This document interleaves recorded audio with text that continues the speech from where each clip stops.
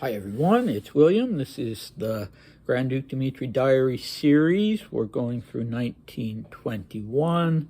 We started off in January, and now we are up to a diary entry of the 15th of March, and it's a long one. So we're doing it in parts. If you've been following the most recent videos, then you know the subject has been the Kronstadt uprising in Russia in March 1921, and there were some other uprisings both in big cities like Moscow and Petrograd, and also in the countryside, and people were having some buyer's remorse over the Soviet government now that things had settled down and they were no longer in the midst of a civil war, and they were finding out that their ordinary lives weren't made better by having the Soviet government. All right, so we are up to the final section of this long diary entry where Dmitri writes about Kronstadt. So he's finishing up what he has to say about that before he switches to another topic. So for a recap of the last diary entry, basically he said that he couldn't care less who it was, what political group that got rid of the Bolsheviks, that just needed to be done. The Bolsheviks needed to be gotten rid of before things could advance, and he hoped it would be a group like those who belonged to the leaders of the provisional government, which was had the desire to establish a constitution and the rule of law and liberal ideals in Russia. And Dmitri thought that it would be best if a group like that were to get rid of the Bolsheviks, and then possibly there would be this almost mystical sort of spontaneous declaration of the people that they wanted another Tsar. He doesn't say emperor, he says Tsar. And yeah, at any rate, the thing that he just can't emphasize enough is how important it is to him that Russia should come first, that Russia as a nation should come first above any partisan or political group. Okay, so as for our cast of characters this time, well, we only have one new person, and that person is Pavel, or Paul Milyukov. I think that's where the stress is. And also, not just him in person, but also the organization that he founded in 1905, a political party called the Kadets. So we'll talk about that on the other side. And right now, let's go straight into what Dmitri himself wrote. So here we go. It would be interesting to know who actually started this movement. Many people are saying that the main factor was money raised by the cadets, and that all the cadets in Paris with Milyukov and co. at their head have been walking around rubbing their hands. But it's unlikely that we'll ever know for sure, especially if the movement fails. But I, yes, and a lot of other Russians have, to a great extent, lost faith in any good news coming out of Russia. I can't for one instant convince myself that what's happening now in Russia will really lead to the end of the Red regime. Meanwhile, I'm just so heartsick. I want so passionately to really believe that this whole nightmare of the Russian Revolution is a passing phase and that happy times will return again someday. And I think he was probably expressing the sentiments of a lot of people when he wrote that, from whatever political perspective, that they just wished this nightmare would be over. So yeah, rather poignant, and he puts it well. So let's talk about the cadets. It's spelled just like the English word cadet, except with a K. And this was the nickname of the Constitutional Democrats. So, as I said, this party was founded by Pavel Milyukov in 1905 after the October Revolution, after which the Tsar felt compelled, Nicholas II felt compelled to allow Russia to have a Duma and allow there to be political parties that could elect members to the Duma. So the Kadets were a center-left party, not extremists at all. Their counterpart would have been the Octobrists, who were a center-right party, also no extremists. So I suppose if I'd been a Russian subject back in 1905, at the time that this happened, I would have probably either supported the Kadets or the Octobrists, and maybe more the Kadets, because the Kadets were, they were sort of on the intellectual end of the spectrum. So people like university professors, philosophers, attorneys, people like that. Not a populist movement at all. And, like I said, just kind of solid, reasonable kind of liberal people. And they had some interesting members. And for instance, Vasily Alexeyevich Maklakov, who was a Duma member, a cadet Duma member, whom Dmitri and Felix Yusupov turned to when they were plotting to kill Rasputin. And they turned to a far-right Russian Duma member named Purishkevich, but they also approached this centrist cadet Duma member, Maklakov. Purishkevich took them up on their offer. Maklakov did not. According to Felix Yusupov, he said, Godspeed, and here, take this. He gave him a kind of what in English you would call a kosh, kind of a weighted stick. But other than that, he didn't want to be directly involved with it. So another member of the cadet party was Vladimir Nabokov, the father of the famous writer.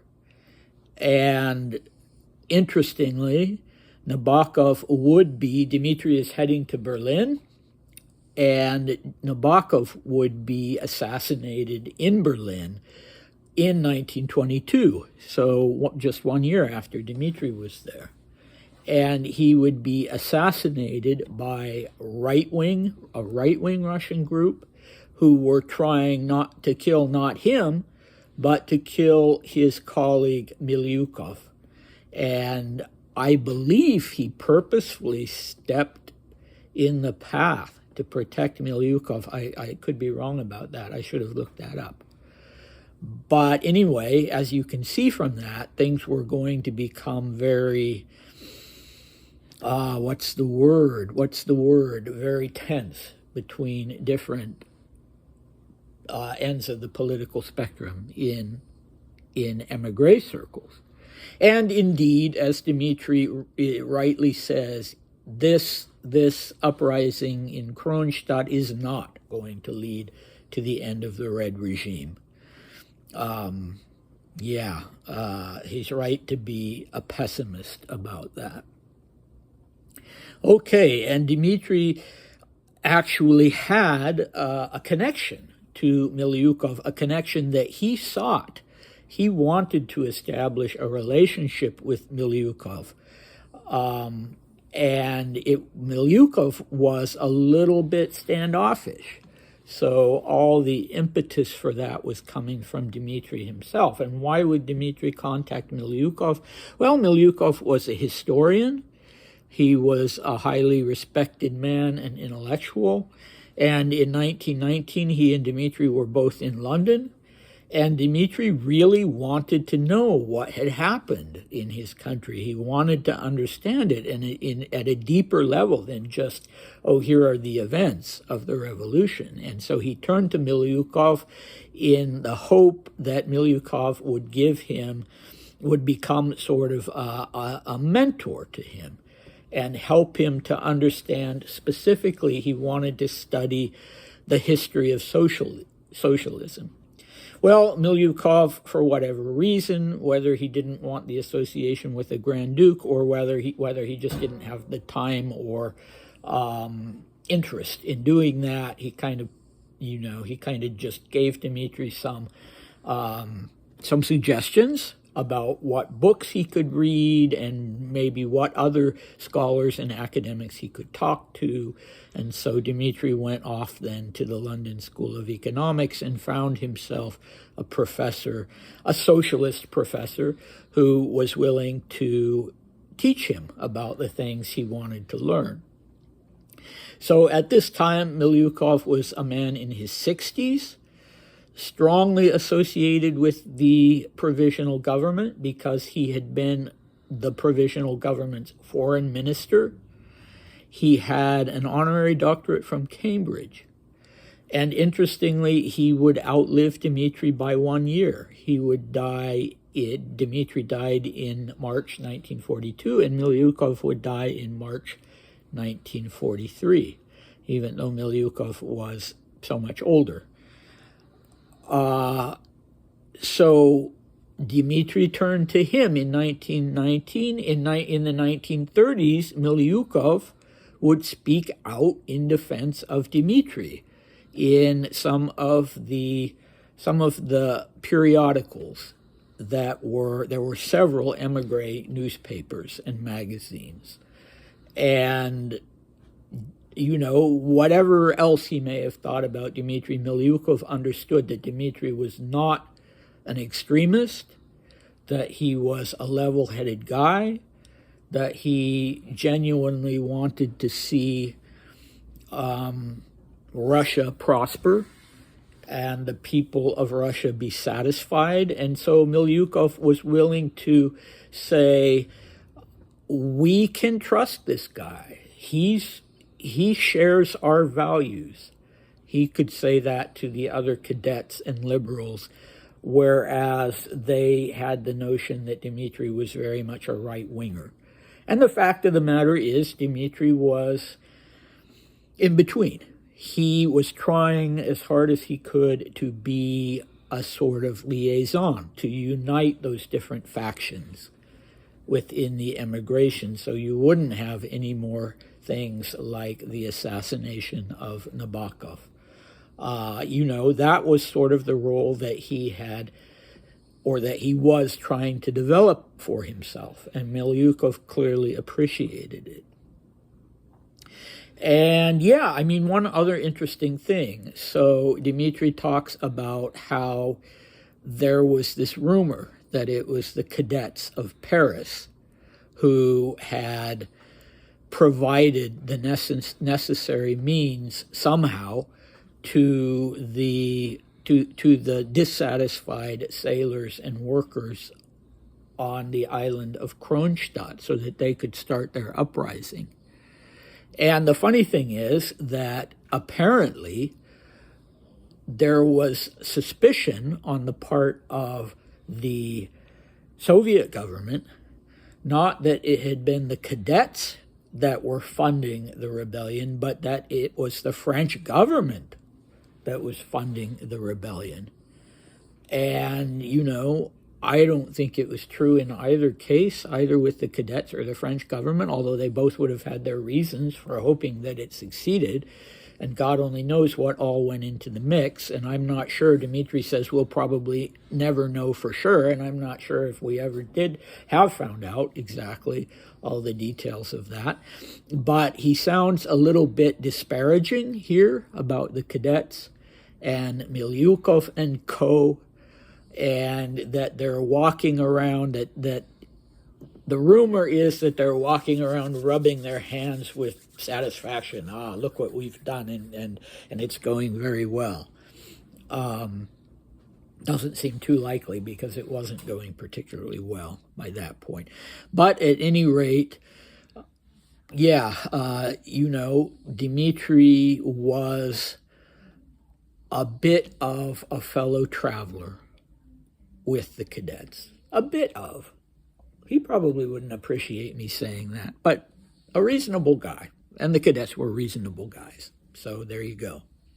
Now I should mention before I end this video that I finally figured out how to use my photographs as the photograph that you see, the picture that you see when you find these videos online.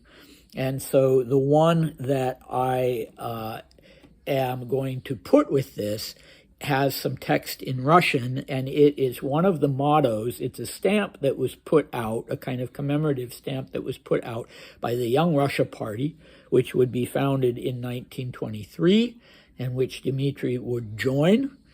And it's one of their slogans saying, "We are not Reds or Whites, we are Russians."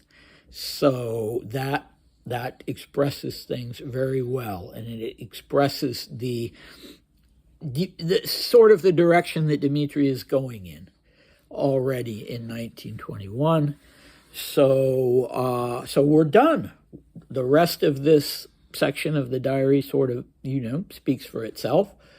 And we're done with this initial part about Kronstadt. So when Dmitri is writing his short day-to-day entries, I'm sure he'll be bringing up Kronstadt again and what specifically is happening there on any given day, or what news he's hearing on any given day. But for the rest of this long diary entry, which isn't really that long, to be honest, we are going to Berlin, and we are going to talk about this very fateful event, this crucial moment in Dmitri's life. Fateful for him, not fateful in the broader sense of the immigrant community or history in general, but very much fateful for him. So I'm looking forward to that, and I hope to see you then. Bye.